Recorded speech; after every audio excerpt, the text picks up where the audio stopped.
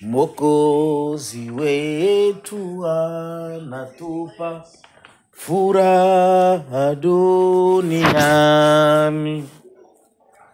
atuongoza kwa neema na anatushindia.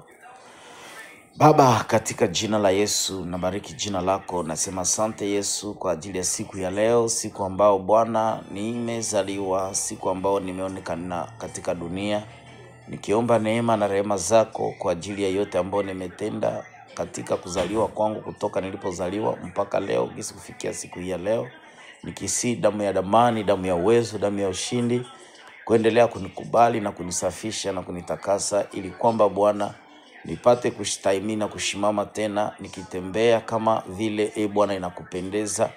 Mwamba, leo nilikuwa ni siku yangu ya kufunga harusi. Bwana, ninaomba neema yako na rehema zako ipate kushuka na kuonekana, kusamehe mke na watoto wangu wote na kunihurumia mimi kwa yote ambao lienenda kinyume na mapenzi yako, pia na mapenzi ya ndoa na kwa mapenzi ya watoto wetu. Naomba neema yako na rehema zako ili kwamba tutakasike. Tunahitaji mwanzo mpya kuanza siku hii ya leo, kuelekea katika safari mpya ambao Bwana umetupatia, ili kwamba tupate kuendelea mbele kwa kuweza kuichapa injili kama Bwana iwezekanavyo. Kuanza sahi maisha yetu tunaikupatia Bwana majeshi, uiongoze kama ikupendezavyo katika mapenzi yako. Tukihitaji utukufu wako tu ndio uendelee kujirika na kumiminika na kukimilimiwa siku zote katika maisha yetu, na watoto na wachukuu kuendelea katika maisha yetu. Tunahitaji Bwana uijenge upya kwa jina la Yesu Kristo. Wewe ni Mungu mwenye neema zote, mjusano ne kama alipa juu mahali pa kuinuka, katika jina la Yesu Kristo, amen. Pamoja na hayo yote, ninakukaribisha katika usomi huu ambao unasema kuhusu siku kuu ya Pentekoste, maana yake kubwa. Inatolewa na mtume Yohani Mbatizaji ama Jean Baptiste Paluku Muloveria, na mko wangu ni Janete Masika. Kwa kifupi tunasemaka Jean Muloveri. Historia ya Pentekoste.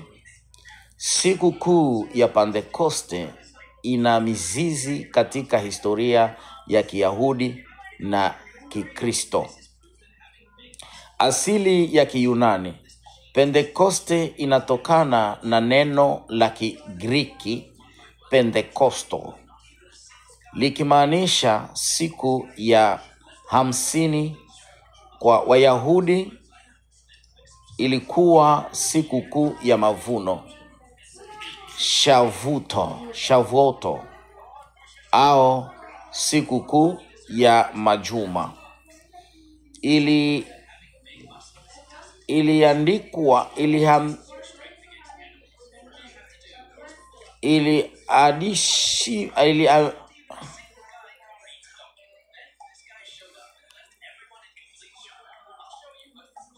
Iliadhimishwa siku ya 15 ama siku 50 baada ya Pasaka.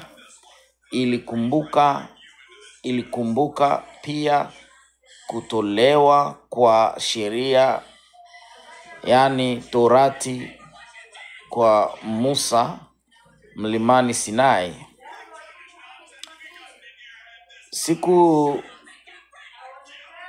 Tukio la Kikristo inatokea siku 50 baada ya ufufuo wa Yesu, siku 10 baada ya kupaa kwa Yesu mbinguni. Ilitokea wakati wanafunzi walipokuwa wanangoja katika chumba cha juu kama Yesu alivyowaagiza. Imeandikwa katika Matendo ya Mitume sura yake ya 2. Maana ya kiroho ya Pentekoste. Pentekoste inamaanisha kuzaliwa kwa kanisa. Siku ambayo kanisa la Yesu Kristo lilianja rasmi. Waumini walikuwa 100 12 walikuwa ndani ya chumba cha juu. Baadaye watu wakaongezeka 3,000 waliookolewa siku hiyo, na wakawa wanaendelea kukutana pamoja kila siku. Kitabu cha Matendo ya Mitume sura yake ya 2 mstari wake wa 46. Kumwangwa kwa Roho Mtakatifu. Ahadi ya Yesu ilitimizwa, lakini mtapokea nguvu ikiisha kuwajilia juu yenu Roho Mtakatifu. Matendo ya Mitume sura yake ya 1 mstari wake wa 8. Ishara za moto, upepo mkali na kunena kwa lugha. Uwezo wa kiroho uliowawezesha kuwa mashahidi wa kiroho. But did you sign the papers? Lero. Ahadi ya Yesu ilitimizwa, lakini mtapokea nguvu ikiisha kuwajilia juu yenu Roho Mtakatifu. Ishara za moto, uwepo mkali na kunena kwa lugha. Uwezo wa kiroho uliowawezesha kuwa washahidi wa Kristo. Mpango mpya wa Mungu. Katika Sinai sheria iliandikwa kwenye vibao vya mawe. Katika Pentekoste sheria iliandikwa kwenye mioyo ya watu. Ninatia sheria yangu mioyoni mwao na katika nia zao, na katika ninaandika sheria zangu. Yeremia sura yake 31 mstari wake wa 33. Umoja mpya wa mwanadamu. Babeli, lugha zilichanganyika, watu walitawanyika. Pentekosti, kila mtu alisikia ujumbe kwa lugha yake, watu waliletwa pamoja, ndipo wakaanza kusema kwa lugha nyingine kama Roho alivyowajalia kusema. Matendo ya Mitume sura yake ya 2 mstari wake wa 4. Ishara za Pentekoste na maana yake. Upepo mkali, ishara ya uwepo wa Mungu. Nguvu isiyoonekana lakini inahisiwa ama kusikika. Uwepo huvuma uendapo, na sauti yake husikia lakini hujui utokako wala uendako. Kadhalika na hali yake kila mtu aliyezaliwa na Roho. Yohani sura yake ya 3 mstari wake wa 8. Neema za moto, ishara ya utakaso na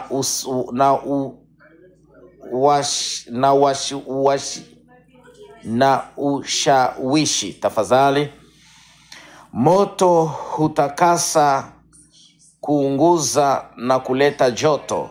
Yeye atawabatiza kwa Roho na kwa moto. Mathayo sura 3 mstari wake wa 11.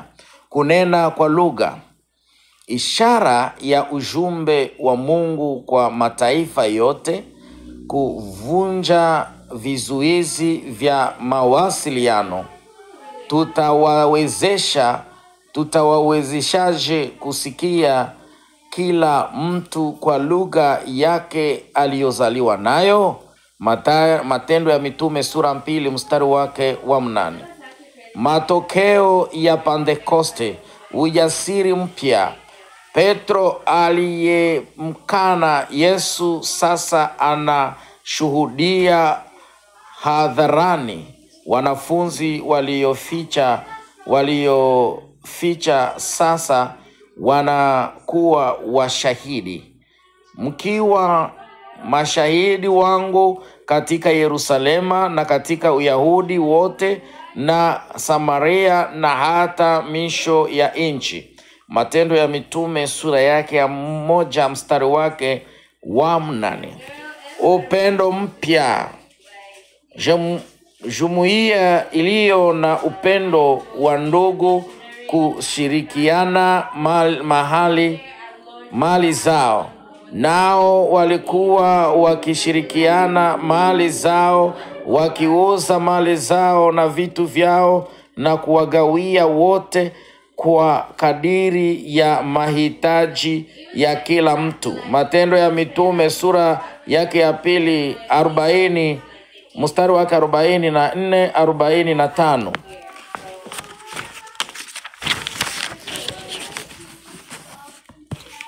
Huduma mpya. Karama za kiroho zilitolewa kwa ajili ya huduma. Miujiza na maajabu yaliyofanyika mikononi mwa mitume. Walikuwa wamejaa mshangao na ajabu juu ya mambo yaliyotukia. Matendo ya Mitume sura ya 2 mstari wake wa 43. Pentekosti ya leo. Pentekosti si tukio tu la kihistoria tu, bali uzoefu wa leo. Roho yupo leo. Hata hiyo ni kwa kila muamini. Kwa kuwa ahadi hii ni kwa ajili yenu na kwa watoto wenu na kwa watu wote walio mbali na kwa wote watakaoitwa na Bwana Mungu wetu. Matendo ya Mitume sura yake ya 2 mstari wake wa 39. Nguvu inayotolewa leo kwa ajili ya ushuhuda, kwa ajili ya maisha matakatifu, kwa ajili ya huduma. Zipo kazi za kufanya leo. Ulimwengu bado unahitaji kusikia. Walio dhaifu bado wanahitaji kuokolewa. Wanahitaji kuponywa. Waliopotea bado wanahitaji wokovu. Kuishi kipentekoste ama Pentekoste leo. Kusubiri kwa maombi. Wanafunzi walisubiri katika chumba cha juu. Maombi yanaandaa moyo kwa ajili ya roho. Walikuwa wanakutana kwa kufikiana wakidumu katika kusali. Matendo ya Mitume sura yake 1 mstari wake 14. Kujitoa kikamilifu. Kutoa maisha yako kwa Mungu kabisa. Kumruhusu Roho akufundishe na akuongoze. Itoeni miili yenu iwe dhabihu iliyo hai. Warumi sura 12 mstari wake wa 1. Kumtembea katika nguvu. Kumpokea Roho ni mwanzo tu. Kutembea na Roho ni safari ya maisha. Enendeni kwa Roho wala hamtazitimiza kamwe tamaa za mwili. Wagalatia sura ya 5 mstari wake wa 16. Basi tunaendelea karibu mwisho. Siku ya Pentekoste inamaanisha kupokea nguvu kutoka juu kwa ajili ya kushuhudia, kuishi maisha matakatifu na kuhudumia wengine. Ni kuanza kwa mpango mpya wa Mungu wa wokovu kwa mataifa yote. Ni ni fursa inayoendelea leo, yakiishi katika nguvu ya kiroho ya Roho Mtakatifu. Basi Mungu atubariki na tutendee mema. Amen. Asante Mungu kwa ajili ya usomaji huu, na Mungu upewe sifa, utukufu na heshima. Shukurani sikurudilie kwa jina la Yesu Kristo. Amen.